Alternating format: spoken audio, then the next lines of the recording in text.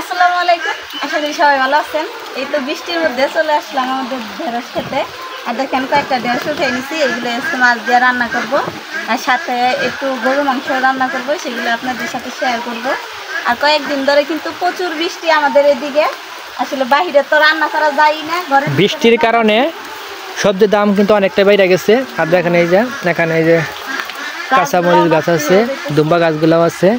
আর এখানে এই যে ঢেঁড়স গাছ থেকে কিছু ঢেঁড়স উঠাই নিয়ে গেলাম, এইগুলো আমি তো রান্না করব, সাথে একটু মাংস রান্না করব, গরুর মাংস। দেখতে থাকেন, অবশ্যই ভালো লাগবে।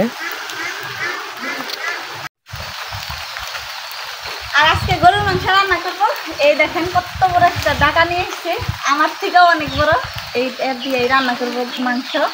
আর কি মিতু, তোমার সবজি কি কাটা শেষ হয় এখনো? এই তো বেরি কাটতেছি। এই তো গাছ থেকে বেরি উঠে এনে কাটতেছে। আর এদিকে এই যে ডাটা ঢকাইতে রাখছে, কয়েক পিস মাছও আছে। এই যে এখানে গরু মাংস ভিজে রাখছে, আজকে এগুলো মিতু রান্না করবে। আর দেখেন বাইরে সারাটা দিন ধরে একটানা বৃষ্টি। বৃষ্টি কিন্তু জোরে হয় না, এইভাবে গুনগুন গুনগুন করে পড়তেছে। মিহা মাংস খাইতে চাইতেছে, যার কারণে অল্প একটু মাংস বের করে নিচ্ছি। আর এখানে দেখেন আমি সব মশলা আগে দিয়ে নিতেছি, যেহেতু আজকে অল্প মাংস রান্না করবো শুধু মিহার জন্য, আর আমাদের জন্য মাছ রান্না করব। সব মশলা দিয়ে মাখাই আমি রেস্টে আগে রাইখে দেব, অল্প মাংস তো তাই। অল্প মাংস এইভাবে রান্না করলে কিন্তু তাড়াতাড়ি রান্না হয়, আর রান্নাটা অনেক মজাও হয়। এইভাবে মাখাইয়া রাইখে দেব।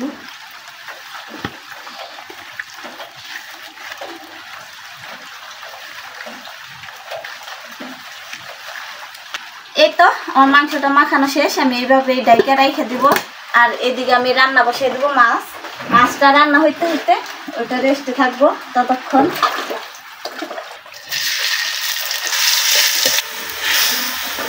এই তো মশলাটা কষানো হয়ে গেছে, এখন এই যে মিতু মাছগুলো দিয়ে দিতেছে।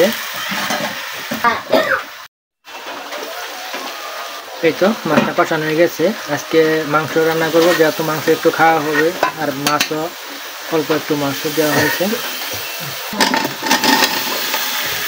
কয়েকটা সাথে আলুও দেওয়া হয়েছে, ভেন্ডির সাথে।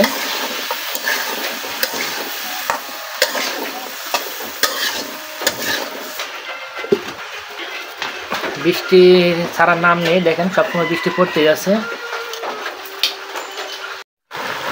এই তো আমাদের মাছের তরকারিটা হয়ে গেছে, এখন নেওয়ার জন্য একটু গরু মাংস রান্না করা হবে।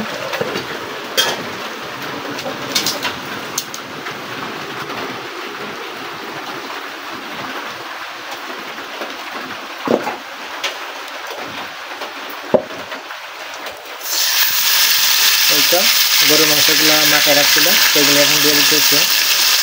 আর এখানে খুব অল্প মাংস।